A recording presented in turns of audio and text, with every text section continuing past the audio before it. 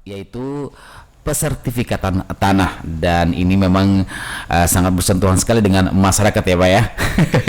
Benar. Iya, iya, sehat Pak. Sehat, alhamdulillah. Iya, sehat. alhamdulillah sehat ya, dan tetap semangat. Dan mungkin di awal-awal dulu Pak, untuk sebagai pengantar Anda untuk menyapa rekan dengar Tutup Bareng FM, silakan untuk opening dulu Pak di pagi hari ini. Baik, terima kasih rekan dengar 102,3 Tutup Bareng FM Tanah Laut. Salam sejahtera, salam sehat bagi kita semua. Alhamdulillah hari ini kami berbangga hati bisa berkomunikasi lewat udara di 102.3 FM ini. Hari ini kita akan coba kupas tuntas persoalan sertifikasi tanah di Kabupaten Tanah Laut ini. Iya, dan Bapak Dr. Ahmad Suhaimi nanti akan tentunya mempersilahkan bagi Anda yang ingin bergabung ya di 0811501234. Sebelum kita langsung ke tema nih Pak, ke pesertifikatan tanah, mungkin bisa Bapak menjelaskan dulu tentang tugas dan fungsi dari ATR BPN Kabupaten Tanah Laut Pak.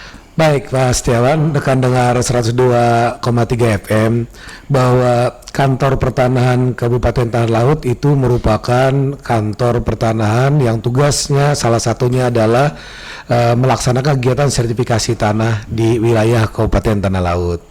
Nah, sertifikasi tanah di Kabupaten Tanah Laut ini di dalam dekade-dekade yang lama masyarakat mengenalnya istilahnya adalah Frona.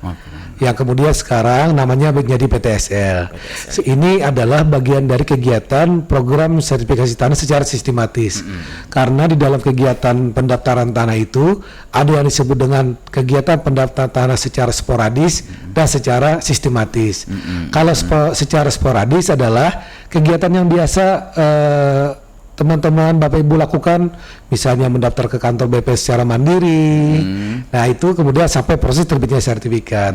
Tapi kegiatan sistematis itu seperti kegiatan Prona atau sekarang yang lebih dikenal dengan PTSL, merupakan kegiatan yang secara sistematis, artinya diukur dalam satu hamparan desa. Nah, oleh karenanya kita berharap ketika sistematis itu dilaksanakan, maka seluruh desa semestinya harus terukur. Nah, itulah salah satu bagian dari fungsi kegiatan dari kantor pertanahan yang ada di Kabupaten Tanah Laut ini. Iya, dan juga mungkin Pak, banyak masyarakat juga yang belum tahu apa dan pengertian dan fungsi sertifikat tanah tersebut Pak.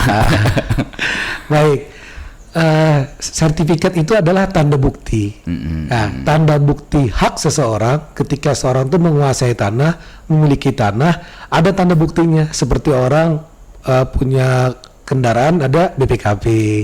Kalau orang menikah ada surat nikahnya. Nah, kalau orang punya tanah, ada tanda buktinya yang diatur oleh pasal 16 UU PA, yaitu tanda bukti hak milik adalah sertifikat hak milik.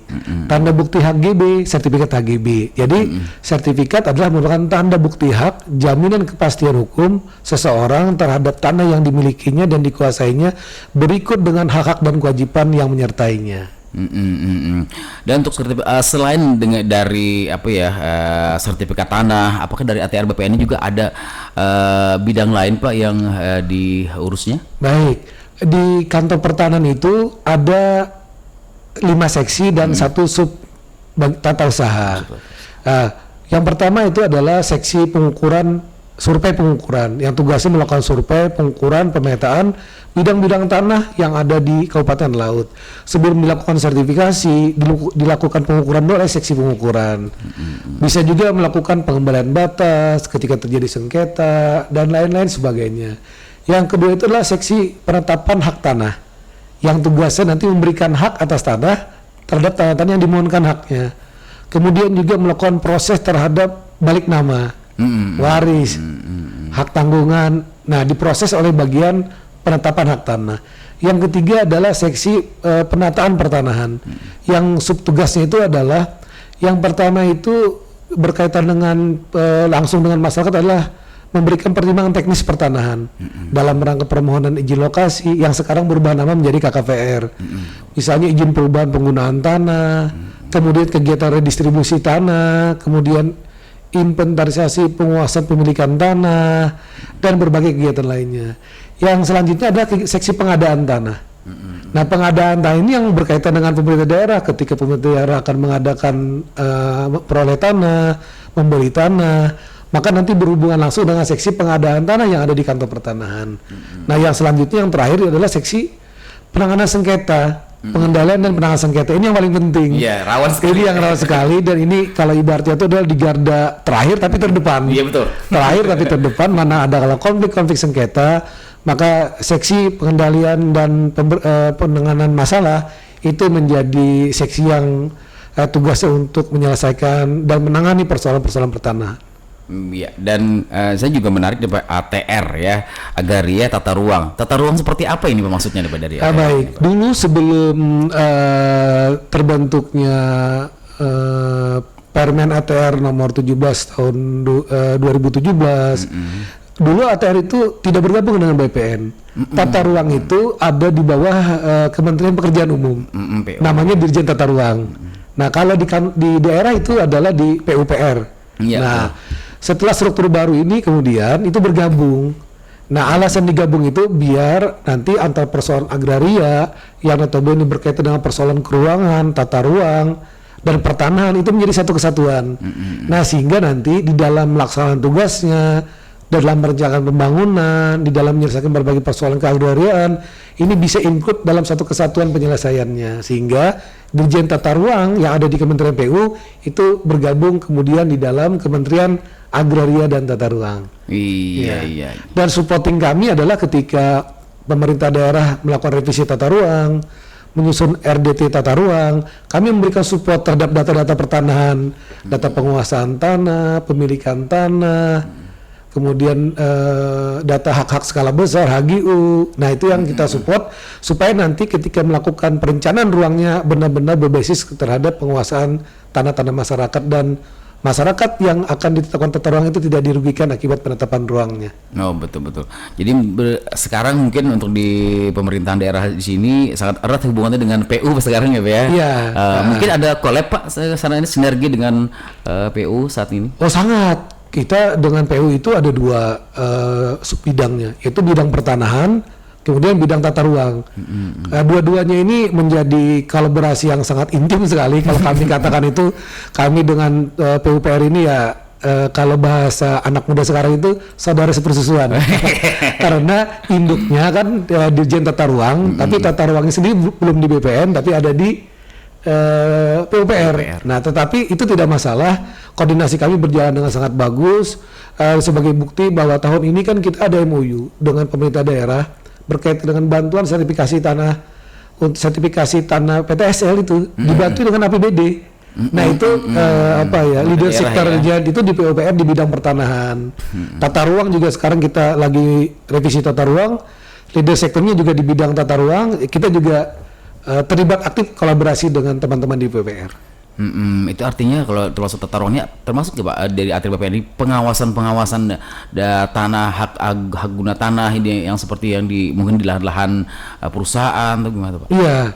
Nah, kalau berkaitan dengan pengawasan terhadap tanah-tanah skala besar, HGU, perkebunan sawit skala besar, di BPN ada mekanisme pengawasan sendiri. Kemudian di Pemda Tanah Laut ini luar biasa, ada Perda yang menginstruksi Bupati atau Perda yang mengatur tentang pengawasan tanah perkebunan. Dan ini sampai hari ini karena saya juga beberapa kali ikut rapat berjalan dengan efektif. Kalau di internal kami sendiri ada pengawasan, misalnya monitoring per triwulan terhadap penguasaan pemanfaatan tanah di kawasan HGU. Karena apabila tanahnya tidak digunakan sesuai dengan sifat dan tujuan diberikannya hak, bisa diusulkan sebagai tanah terindikasi terlantar. Nanti ada penanganan melalui mekanisme peraturan pembangunan secara khusus. Oh, itu artinya sudah terjadi nampaknya kesepakatan ya Pak dari antara PUPR melalui pemerintah daerah dengan PUPR sekarang saat ini. Oh, sangat. Yang baru ini mungkin ada Pak? Iya. Yang baru-baru ini ya ada beberapa perusahaan yang dilakukan penegakan terkait dengan pengawasan perkebunannya. Tapi yang pasti bahwa kolaborasi antara BPN dengan pemerintah daerah di Tanah Laut ini sangat erat, intim, dan luar biasa kolaborasinya.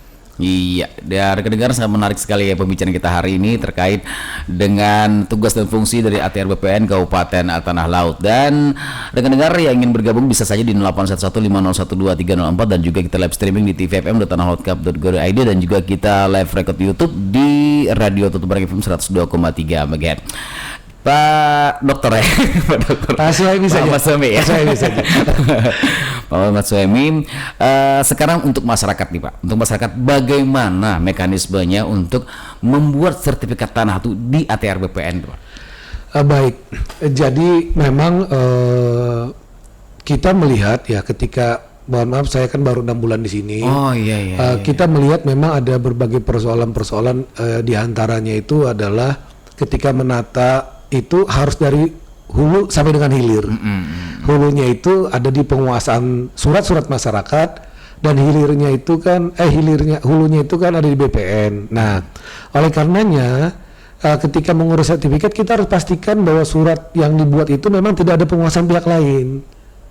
Nah, itu dulu sebagai basis awalnya, karena banyak ternyata tanah-tanah yang diusul dimohonkan kepada kami ternyata berada di atas tanah milik orang lain, bahkan sertifikat orang lain. Nah, oleh karenanya ke depannya kami berharap ada semacam koordinat di dalam surat penguasaan fisik yang disampaikan sebagai filter awal bagi kami untuk melihat ada tidak indikasi tumpang tindih dengan hak lain. Nah, kalau persyaratan yang lain ada standar KTP, kartu keluarga, PBB, kemudian kwitansi sebagai bukti telah terjadi jual beli. Nah, itu kemudian didaftarkan ke BPN secara langsung. Dan kami berharap masyarakat itu tidak lagi melalui calo, langsung saja ke BPN, dan kami sediakan loket prioritas namanya. Pelayanannya namanya loket prioritas. Masyarakat yang langsung mengurus nanti akan kita bantu sesuai dengan ketentuan perundangan yang berlaku.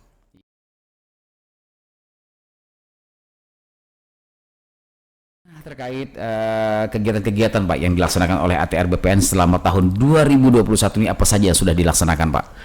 Baik Pak Setiawan, jadi di kantor Tanah Laut ini untuk 2021 kita ada kegiatan sertifikasi tanah BMN, barang milik negara, yaitu tanah-tanah yang dimiliki oleh instansi pusat vertikal.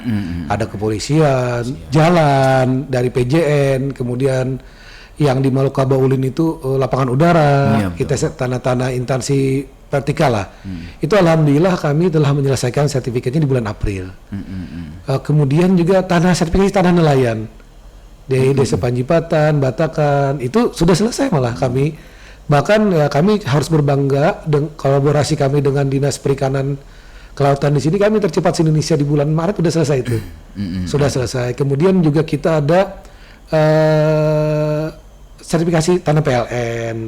Kemudian juga ya ini yang terpenting adalah kita juga sedang melaksanakan kegiatan PTSL 30.000 bidang di tahun 2021 ini. Nah, programnya apa lah? Program PTSL yang sebanyak 30.000 bidang ini memang menyita waktu, tenaga, pikiran yang luar biasa. Target ini Pak? Target yang sudah ditetapkan dari kementerian, 30.000 bidang di Kalsel ini, kami 30.000 bidang, dan ini sudah hampir berjalan sampai 75%. Nah, terhadap sertifikasinya kebetulan skemanya kan begini, 30.000 bidang itu, tetapi yang bersertifikat, yang diberikan sertifikat hanya 5.000 bidang.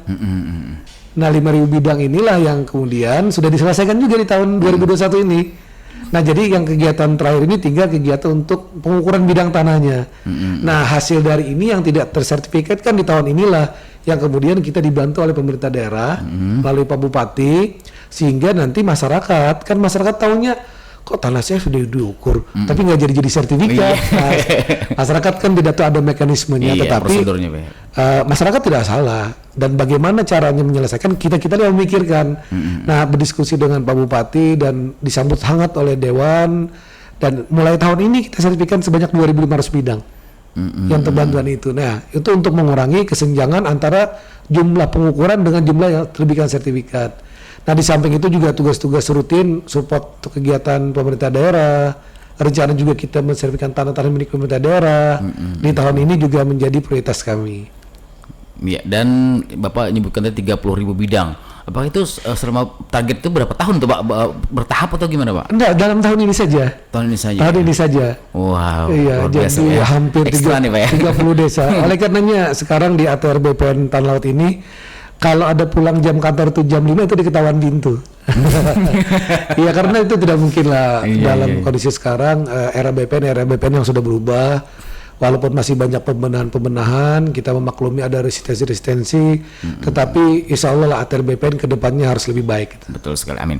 Dan terkait mungkin dengan berhubungan dengan desa-desa ya Pak, bagaimana saat ini kerjasamanya dengan kepala desa, dengan masyarakat, tokoh masyarakat di sana tentang pesertifikatan ini Pak?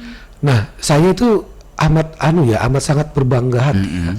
Animo masyarakat, kemudian dukungan dari aparat desa itu luar biasa. Antusias, Ya, saya tidak beginikan, beberapa daerah malah minim dukungan dari aparat desa, kepala desa gitu, apalagi pemerintah daerahnya. Tapi yang di Tanah Laut ini memang luar biasa dukungannya. Hanya memang yang perlu di manajemen itu bagaimana usulan-usulan dari desa itu sesuai dengan juknis yang ditetapkan oleh kementerian. Nah, hanya saja persoalannya di situ.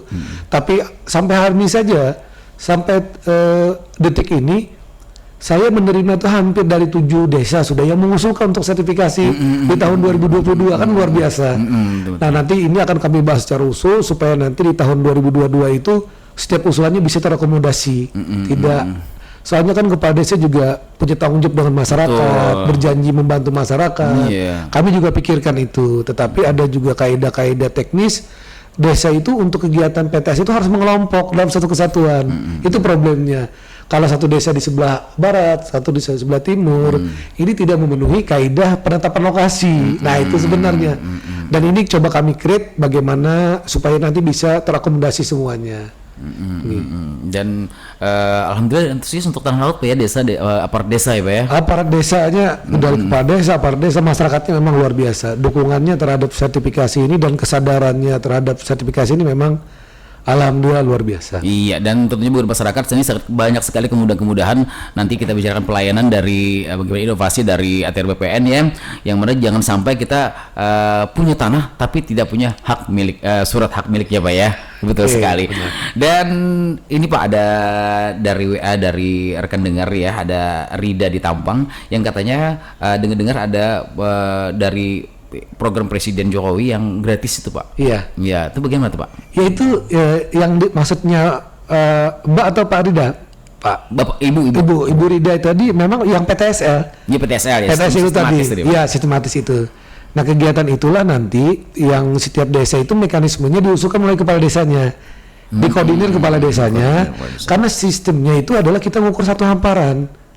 Karena sebenarnya salah satu target dari PTSL itu adalah kita memetakan juga semua bidang tanah. Sebab kalau kita tidak bisa memetakan semua bidang tanah, kita tidak tahu berapa jumlah bidang tanah yang ada di desa itu.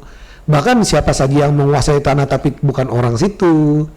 Kemudian juga salah satu kelemahan dari sistem administrasi pertanahan di tingkat desa itu adalah pencatatan administrasi pertanian kan tidak akurat. Misalnya mohon maaf ganti kepala desa, ganti buku catatan. Nah, dengan adanya pemetaan ini maka itu teratasi sehingga kepala desa tahu ketika ada orang, Pak Kades, saya membuat surat, tolong saya diberi kekuatan legalisasinya, diberi nomor dan sebagainya. Di mana tanahnya, letaknya di mana, Pak Kades tinggal lihat peta itu. Nah, harapan kita memang PTS itu di samping sertifikasi tanah juga membangun sistem administrasi pertanian yang kuat di tingkat desa. Sehingga perencanaan desa itu berbasis tanah. Misalnya desa mau merencanakan jalan, itu di tanah siapa saja pemiliknya. Bahkan dalam rangka PBB pun kita tahu, oh ternyata di desa itu jumlah pemilik tanahnya sekian, NJOP-nya sekian, ini miliknya siapa saja, akan ketahuan. Nah, jadi manfaat dari PTS ini memang luar biasa untuk membangun sistem administrasi pertanahan di tingkat desa di samping kepastian hukum kepada pemilik tanah. Iya, dan ini sangat berkaitan erat dengan kepala desa nih Pak ya, dari data-data desa. Jadi memang seperti Bapak bilang tadi bahwa kepala desa berganti-ganti itu yang sangat bisa menjadi suatu kendala ya Pak ya, dalam pengumpulan data tersebut. Dan bagaimana dari ATR BPN sendiri kan sangat sering nih untuk di desa-desa ini ada yang tumpang tindih tadi Pak. Nah, bagaimana penelusuran dari ATR BPN sendiri di desa-desa tersebut? Jadi benar sekali Pak. Saya tidak menutup mata dan tidak boleh menutup fakta bahwa memang banyak yang tumpang tindih itu. Tetapi kita sudah tangani itu.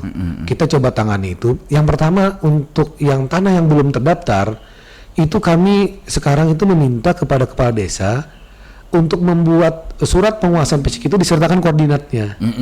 Nah, Kenapa disertakan? Supaya jangan sampai terjadi tumpang tindih.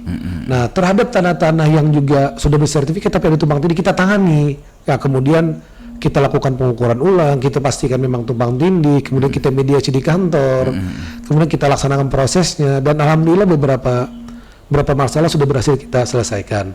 Nah, sebagai informasi, sudah ada beberapa desa yang mengajukan kami untuk minta pelatihan GPS dan handphone untuk mengambil titik koordinatnya. Nah, kami berharap mitra dengar 102,3 Tuntutan FM ini, kepala-kepala desa segera mengajukan surat ke kami untuk bisa kami berikan pelatihan supaya nanti setiap surat penguasaan tanah yang milik masyarakat yang ditandatangani oleh kepala desa itu sudah menyertakan titik koordinatnya. Itu insya Allah amat sangat membantu sekali di dalam pelacakan awal. Jangan sampai nanti surat tanah yang dibuat itu ternyata masuk kawasan hutan, ada di dalam HGU. Kalau sudah kawasan hutan kan, kalau sudah di kawasan hutan lindung, bukan lagi persoalan administrasi, tapi udah masuk ranah pidana, itu kasihan karena ketidaktahuan itu. Iya, rekan dengar Bareng FM sekali lagi ingin bergabung di 8115012 364 maupun juga di WA maupun juga di telepon ya. Nah, terkait pelayanan nih Pak di ATR BPN Pak. Tadi timnya siap ya untuk melakukan pelatihan. Siap ya. Siap.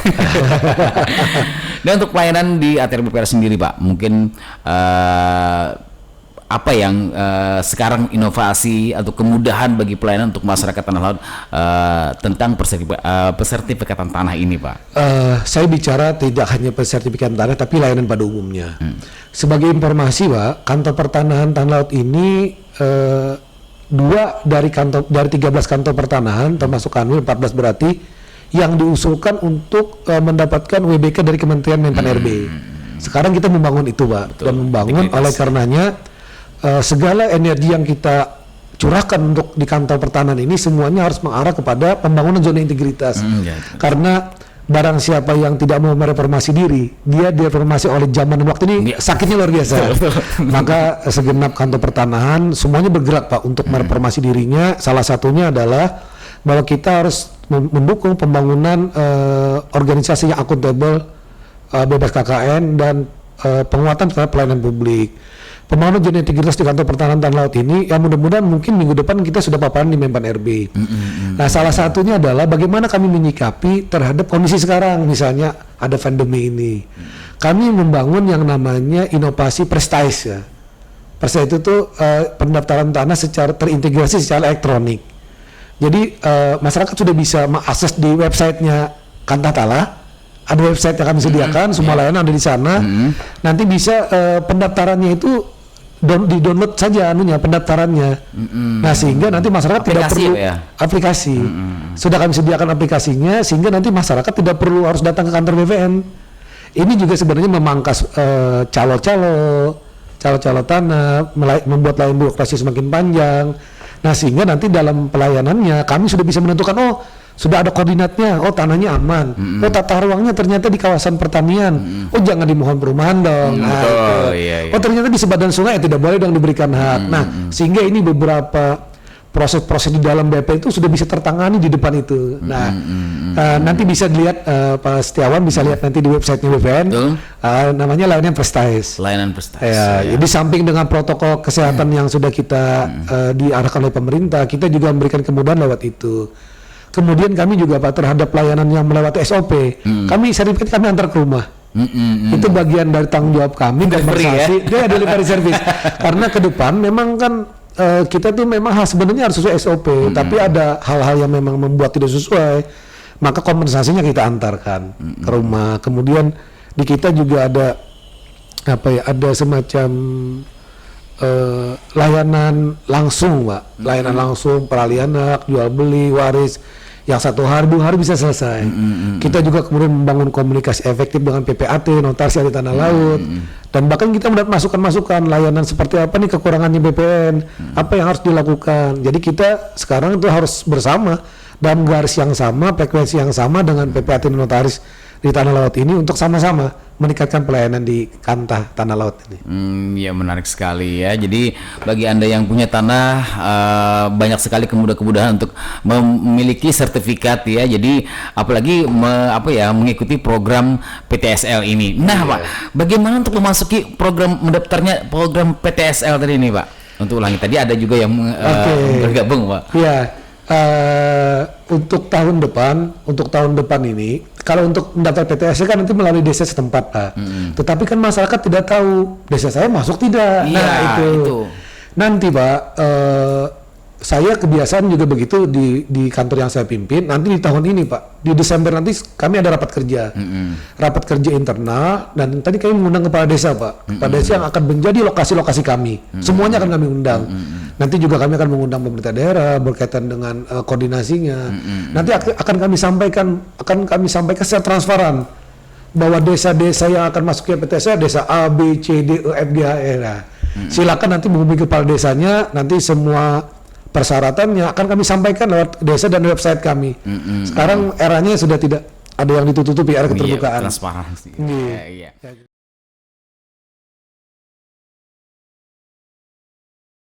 Menanggapi pertanyaan dari rekan dengar di WA tadi Pak, katanya apa bedanya sertifikat rumah dengan sertifikat tanah, yang mana yang benar katanya Pak? Nah silakan Pak, Bapak Daud nih dikunyit nih Pak. Oke.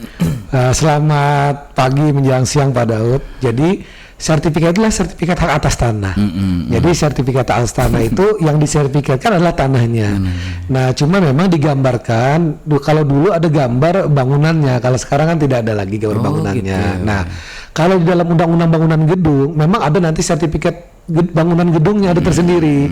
Nah, sekarang nanti mungkin akan ada peraturan lanjutannya karena di Undang Cipta Kerja itu sudah ditegaskan nanti ada sertifikat khusus bangunannya, tidak rumahnya. Nah, jadi kalau yang di BP itu adalah sertifikat hak atas tanahnya. Nah, begitu Pak Daud ya. Karena sering orang yang berhubungan dengan bank Pak, sertifikat rumah, jadi sertifikat tanah apa sertifikat rumah nih jadi. Karena bisa jadi kan kalau di Indonesia itu dalam hukum tanah mengatur asas yang namanya horizontal panskeding, yaitu pemisahan horizontal. Bisa jadi ternyata yang memiliki rumah bukan memiliki tanah. Iya, jadi tidak otomatis yang milik, misalnya aja ada kebun perumahan orang yang milikinya Pak Setiawan, tapi tanahnya tanah ulur, bisa jadi. Nah, banyak terjadi begitu kan, atau tanahnya disewakan itu. Nah, jadi kalau di Indonesia hukum tanah kita namanya adalah sertifikat hak atas tanah. Sertifikat hak atas tanah. Baik, dan kita kembali ke PTSL tadi Pak. Bapak sudah menyampaikan tadi bahwa semuanya di desa itu dikoordinator oleh kepala desa ya. Kita ke dalam lagi nih Pak, ketentuannya, persyaratannya Pak, apa saja yang dilengkapi untuk masyarakat biar masyarakat tahu untuk mengajukan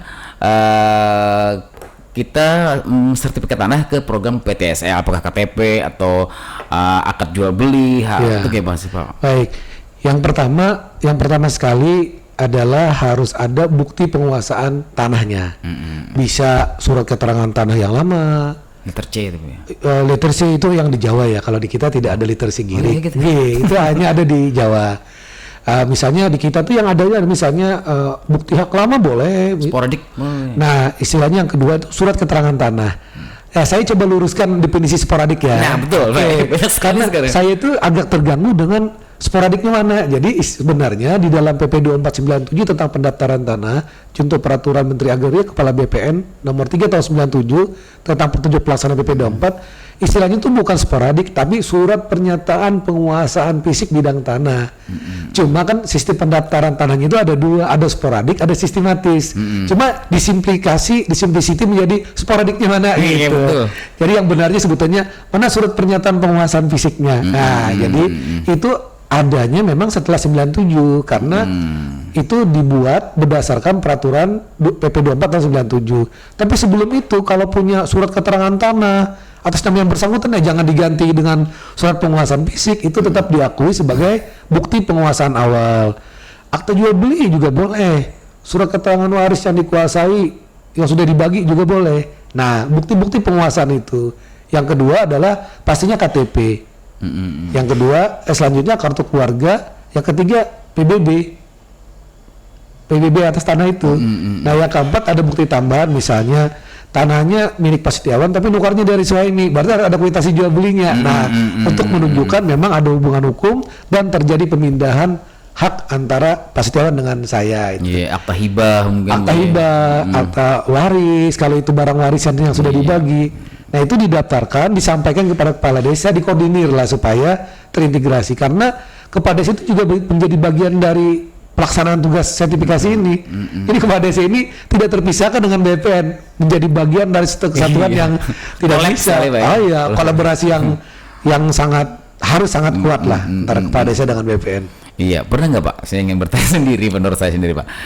Pernah nggak selama ini ATR BPN setelah ada yang mengajukan sertifikat tanah melalui PTSL, habis itu ada yang mungkin semuanya sudah lengkap ya persyaratan BPN, namun ada batas-batas tanah yang mungkin agak sedikit ada perselisihan dengan maksudnya tetangga sebelah atau gimana pada saat ini? Pernah Pak? Banyak. Jadi kan begini, rata-rata kalau tanah-tanah yang perumahan sih tidak masalah karena dikuasai, dimanfaatkan setiap hari gitu ya, terlihat patoknya.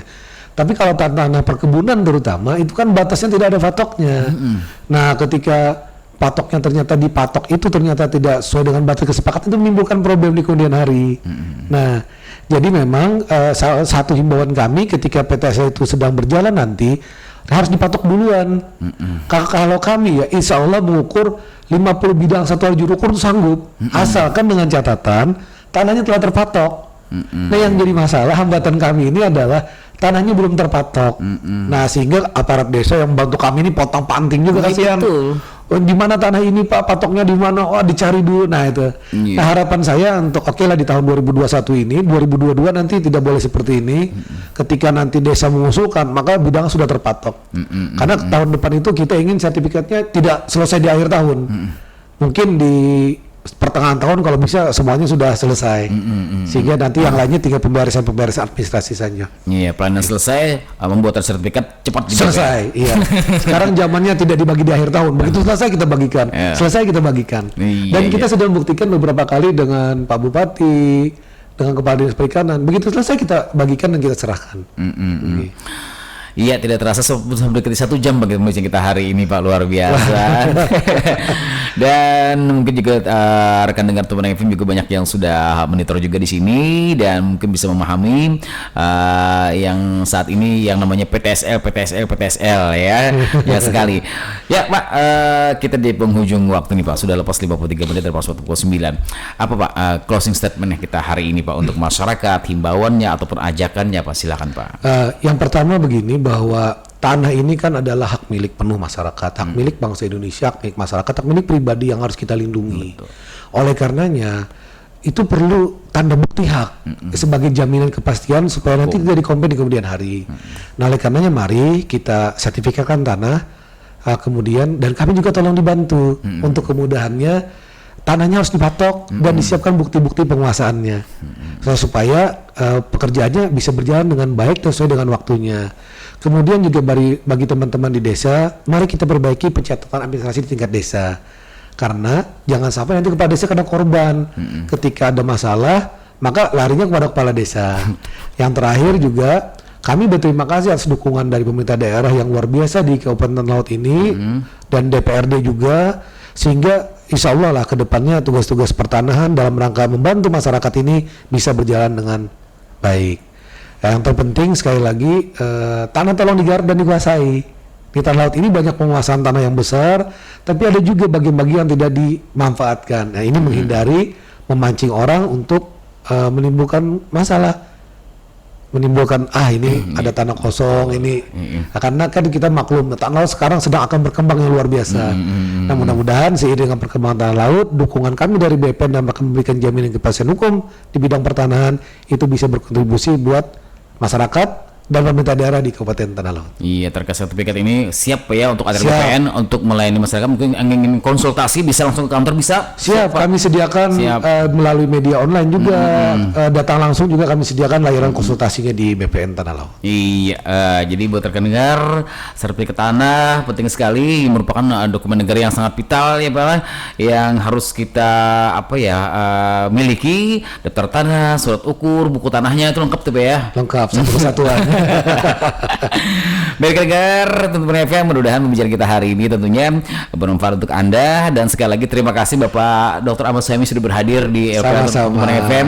Mudah kita bisa kerjasama lagi nih Pak, untuk bisa lagi mungkin apa-apa yang akan dilakukan oleh ATR BPN Tanah Laut bisa kita join di sini Pak ya. Siap. Kami berharap tidak berhenti di sini. Iya. Ada lagi pertemuan selanjutnya. Betul sekali, Pak. Karena banyak yang harus kami sampaikan ke masyarakat melalui media 102.3 FM ini yang menjangkau seluruh tanah laut. Mudah-mudahan kegiatan, program, apapun berkaitan dengan pertanahan bisa terkomunikasi dengan baik. Iya.